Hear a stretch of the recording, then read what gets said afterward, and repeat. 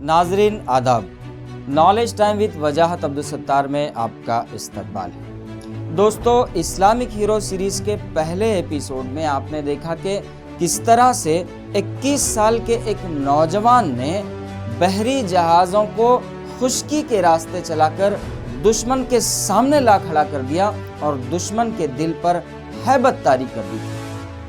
आज हम इस सीरीज़ का दूसरा वीडियो लेकर आपके सामने पेश होने जा रहे हैं और इत्तेफाक से इस सीरीज़ में भी कश्तियों का जिक्र ख़ास है, बल्कि यूँ कहिए कि जब जब कश्तियों और इस्लामी लश्कर का तस्करा होता है तो हमारे जहन में सबसे पहले दो फातिहीन का नाम आता है।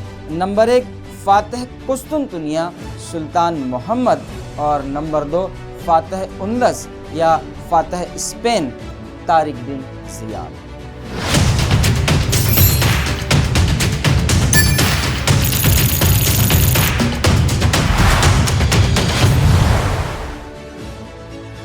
उंदस का नाम सुनते ही हर मुसलमान का दिल धड़कता है और जहन 800 साल पर मुहित माजी की उन हसीन वादियों में खो जाता है जब यहाँ अज़ीमुश्शान इस्लामी तहज़ीब परवान चढ़ी थी और जिससे फैज़ हासिल करके यूरोप ने अहद जदीद का आगाज़ किया। दोस्तों, कहते हैं कि कुछ लोग दुनिया में ऐसे होते हैं जो अपने कारनामों की बदौलत तारीख़ का हिस्सा बन जाते हैं, लेकिन इसी दुनिया में ऐसे लोग भी हैं जो तारीख़ का हिस्सा बनने की बजाय अपने हाथों अपनी तारीख़ खुद लिखते हैं। इन्हीं शख्सियात में एक नाम है तारिक बिन ज़ियाद। वो पहला मुसलमान जो अपने सीने में इस्लाम का नूर बसाकर यूरोप की सरजमीन पर कदम रखता है और उंदलस फतेह करके अहले यूरोप के लिए इस्लाम का दरवाज़ा खोल देता है।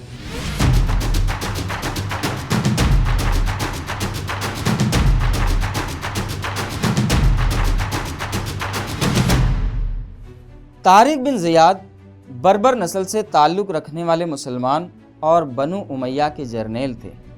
बर्बर कबीला एक वहशी और खूंखार कबीला था। वो जिस खित्ते पर भी हमला करता वहाँ लूटमार का बाजार गर्म कर देता और बस्तियाँ जलाकर खाक कर देता।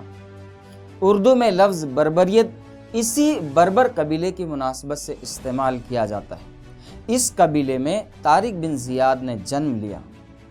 तारिक बिन ज़ियाद के नौजवानी में मुसलमानों ने इस खित्ते में इस्लाम का नूर फैलाने की कोशिश की। तारिक बिन ज़ियाद उस वक्त तक मुसलमान नहीं हुए थे और एक बर्बर सिपाही की हैसियत से मुसलमानों के ख़िलाफ़ जंग में शरीक हुए। इस जंग में अल्लाह ने मुसलमानों को फ़तह से हमकिनार किया और बर्बर फ़ौजें हार गईं और बहुत से बर्बर सिपाही कैदी बना लिए गए। ये वो दौर था जब कैदी ग़ुलाम तस्वुर किए जाते थे और इसी तरह से तारिक बिन ज़ियाद भी सरदार के ग़ुलाम की हैसियत से कैदी बना लिए गए। ग़ुलाम की हैसियत से ही सही, मगर वो मुसलमानों के ग़ुलाम थे जो ग़ुलामों को हैवान नहीं बल्कि अपने जैसा इंसान ख्याल करते थे, उसके साथ अच्छा सलूक करते, अच्छा बर्ताव करते, अपने दरमियान में जगह देते, खुद जो खाते वही उन्हें खिलाते, खुद जो पहनते वही उन्हें पहनाते। और तारिक बिन ज़ियाद जिस शख्स के ग़ुलाम थे वो कोई आम मुसलमान नहीं था, बल्कि वो भी इस्लाम का एक अजीम फातह सिपह सालार मूसा बिन नसीर था। मूसा बिन नसीर की ज़माना शनास निगाहें जब तारिक बिन ज़ियाद पर पड़ी तो उन्होंने फ़ौरन भांप लिया कि इस नौजवान के अंदर एक तूफ़ान पोशीदा है। उन्होंने तारिक बिन ज़ियाद को अपनी निगरानी में लिया, उसे फ़नून हर्ब व ज़र्ब सिखाए और पढ़ा लिखा कर एक काबिल नौजवान बनाया। तारिक बिन ज़ियाद ने जब देखा कि मुसलमानों में वो खूबियाँ पाई जाती हैं जो दीगर कौमों में नहीं हैं, तो वो इस्लाम की तरफ राग़िब हुए। इस्लामी तालीमात से रोशनास होने के बाद उन्होंने इस्लाम कबूल किया और फिर मूसा बिन नसीर ने उन्हें आज़ाद कर दिया। ग़ुलामी से आज़ाद होने के बाद भी तारिक बिन ज़ियाद ने मूसा बिन नसीर का साथ नहीं छोड़ा, बल्कि उन्होंने मूसा बिन नसीर की फ़ौज में मुलाज़मत इख्तियार की। موسیٰ بن نصیر جو مسلمانوں کا مرتبہ رنگ، نسل اور علاقائیت کی بنیاد پر نہیں بلکہ ان کے زہد و تقوی، عبادت، قابلیت اور پارسائی کی بنیاد پر کیا کرتے تھے، طارق بن زیاد کی زہد و تقوی، پارسائی اور قابلیت سے متاثر ہوئے اور فوج میں طارق بن زیاد کو ایک اعلیٰ منصب عطا کر دیا، اور پھر طارق بن زیاد نے وہ کارنامہ کر دکھایا جس کو سوچ سوچ کر دنیا آج تک حیران ہے۔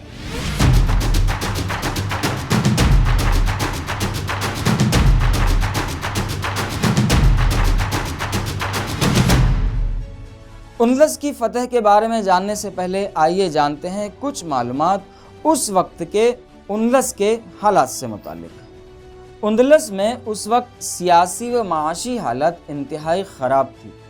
عیش پرست حکمران راڈرک نے عوام کا جینا دو بھر کر دیا تھا۔ عیاشی اور رنگین مزاجی کے شوقین امراء، وزراء اور پادریوں نے عوام کو ٹیکس کے بوجھ تلے دبا کر رکھا تھا، جس کی وجہ سے ہر طرف بدامنی پھیلی ہوئی تھی۔ دوسری طرف ایک اور واقعہ ظہور پذیر ہوا جس کی آگ میں راڈرک کا تخت و تاج جل کر خاک ہو گیا۔ اس زمانے میں سلطنت کے امراء، وزراء اور گورنر اپنے بچوں کو تہذیب اور آداب سکھانے کے لیے شاہی محل بھیجا کرتے تھے۔ اندلس کے ساحلی ضلعوں کا دارالحکومت اس وقت سیوتا نامی شہر تھا، جہاں پر کاؤنٹ جولین گورنر ہوا کرتا تھا، اور اندلس کی اس دستور کے مطابق کاؤنٹ جولین کی بیٹی فلورنڈا بھی اس وقت شاہی محل میں پروان چڑھ رہی تھی۔ فلورنڈا کے مطابق بتایا جاتا ہے کہ وہ انتہائی حسین و جمیل اور خوبصورت تھی، اور اس وقت کا جو بادشاہ راڈرک تھا وہ انتہائی عیاش تھا، انتہائی ہوس پرست تھا۔ وہ فلورنڈا کے حسن و جمال پر فریفتہ ہو گیا اور اس نے اپنی ذمہ داریوں کو بھلا کر ایک دن فلورنڈا کو اپنی ہوس کا نشانہ بنایا۔ جب اس واقعے کی اطلاع کاؤنٹ جولین کو پہنچی تو وہ غصے سے بھر گیا اور انتقام لینے کے بہانے ڈھونڈنے لگا۔ اس وقت شمالی افریقہ میں موسیٰ بن نصیر جیسا مرد مجاہد حکمران تھا۔ کاؤنٹ جولین نے وطیران کے مقام پر موسیٰ بن نصیر سے ایک خفیہ ملاقات کی اور وہاں کے مظلوم رعایا کا دکھ درد موسیٰ بن نصیر کے سامنے بیان کرتے ہوئے تمام حالات رکھ دیے۔ موسیٰ بن نصیر نے اندلس کی مظلوم رعایا کو ظالم اور عیاش بادشاہ کے چنگل سے چھڑانے کا وعدہ کیا، اور ابتدائی جائزوں کے بعد اگلے چند ہی مہینوں میں اپنے سب سے قابل اور بھروسے مند جرنیل طارق بن زیاد کو 7,000 فوج کے ساتھ اندلس پر لشکر کشی کے لیے روانہ کیا۔ طارق بن زیاد کا لشکر 5 رجب 92 ہجری بمطابق 711 عیسوی کو اندلس کی ایک پہاڑی پر اترا، جو بعد میں طارق کے نام سے منسوب ہو کر جبل الطارق کہلائی، جسے جبل طارق اور جبرالٹر بھی کہا جاتا ہے۔ اس پہاڑ پر طارق نے چند دنوں تک قیام کیا۔ ابتدائی انتظامات مکمل کرنے کے بعد اس نے فوجی نقل و حرکت شروع کی۔ عیاش بادشاہ راڈرک کو جب فوجی نقل و حرکت کی خبر ملی تو وہ بھاگ کر کرتبہ چلا گیا، اور وہاں پہنچ کر اس نے مسلمانوں سے لڑنے کے لیے 1,00,000 سپاہیوں کا لشکر ترتیب دیا۔ طارق بن زیاد کو ان حالات کا علم ہوا تو اس نے موسیٰ بن نصیر کو خط لکھ کر مزید کمک منگوائی۔ موسیٰ بن نصیر نے 5,000 سپاہیوں کا ایک دستہ روانہ کیا۔ اس طرح اب اسلامی لشکر کی مجموعی تعداد 12,000 ہو گئی۔ دریائے گوڈلیٹ کے کنارے بحر محیط کے ساحل سے 7 میل کے فاصلے پر دونوں فوجیں ایک دوسرے کے آمنے سامنے آ گئیں۔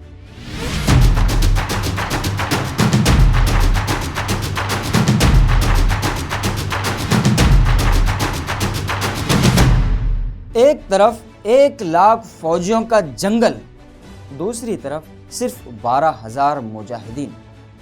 ایک طرف دشمن جنگی ساز و سامان سے لیس رسد کا بھرپور ذخیرہ، دوسری طرف مجاہدین اسلام اور روزوں کی حالت۔ اسلحے اور طاقت کے اعتبار سے دونوں کا کوئی مقابلہ نہیں، لیکن مجاہدین اسلام کے دل قوت ایمانی سے سرشار تھے۔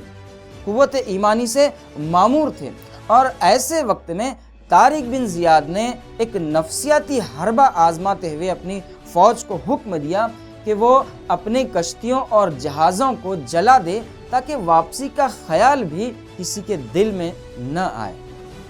تمام سپاہیوں نے اپنی کشتیوں اور بحری جہازوں کو فوراً آگ لگا دی اور چند ہی گھنٹوں کے اندر یہ بحری جہاز جل کر خاک ہو گئے۔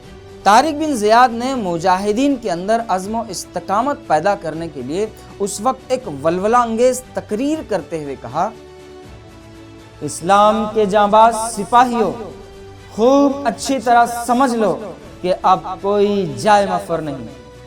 تمہارے پیچھے سمندر کی لہریں تمہیں نگلنے کے لیے بےتاب ہیں، اور آگے کی طرف دشمن تمہیں مٹانے کے لیے بے قرار ہے۔ دشمن کے پاس جنگی ساز و سامان اور رسد کا ذخیرہ ہے، تمہارے پاس کوئی سامان نہیں بجز تمہاری تلواروں کے، لیکن تم اس جزیرے میں اللہ کے دین کو سربلند کرنے آئے ہو۔ اگر تم اس عزم پر قائم رہے تو اللہ تمہاری مدد کرے گا، تمہاری مشقت اور جفاکشی کے بدلے تمہیں شرف و عزت بخشے گا، اور حصول شہادت کے بدلے آخرت میں بے حساب ثواب۔ ان سعادتوں کو حاصل کرنے کے لیے آگے بڑھو اور دشمن کے دانت کھٹے کر دو۔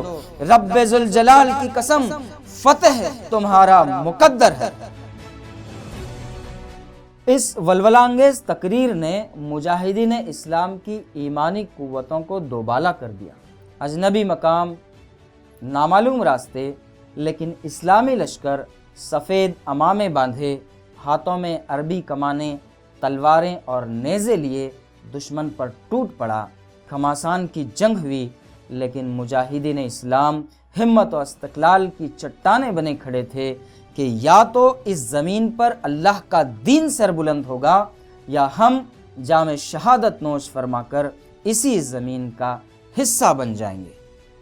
یہ 27 رمضان المبارک 92 ہجری بمطابق 9 جولائی 711 عیسوی کا یادگار تاریخی دن تھا، جب دنیا نے دیکھا کہ صرف 12,000 سربکف مجاہدین 1,00,000 کے لشکر پر قہر بن کر ٹوٹ پڑے اور انہیں پسپا ہونے پر مجبور کر دیا۔ 27 رمضان المبارک سے 6 شوال تک یہ جنگ چلتی رہی، اور راڈرک اپنے فوج کے حوصلے پست ہوتا دیکھ کر میدان جنگ سے بھاگ گیا اور دریائے گاڈلیٹ کے کنارے ایک دلدل میں پھنس کر اپنی جان سے ہاتھ دھو بیٹھا۔ بالآخر 19 جولائی 711 کو طارق بن زیاد نے اپنے لشکر کو فتح کی خوشخبری سنائی۔ اس وقت یہ دستور ہوا کرتا تھا کہ فاتح فوجیں مفتو قوموں کے ساتھ بڑی بے رحمی سے پیش آیا کرتی تھیں، لیکن اسلام کے شیروں نے ان کے سامنے اخلاق حسنہ پیش کر دیے اور ان کے دلوں کو جیت لیا، اور اہل یورپ کے لیے اسلام کا دروازہ کھول دیا۔ دوستو، یہ تھی اسلامک ہیرو سیریز کی ہماری سیکنڈ ایپیسوڈ۔ اگر آپ کو ہماری ویڈیو پسند آتی ہے تو سبسکرائب کرنا نہ بھولیں، لائک، شیئر اور کمنٹ ضرور کریں۔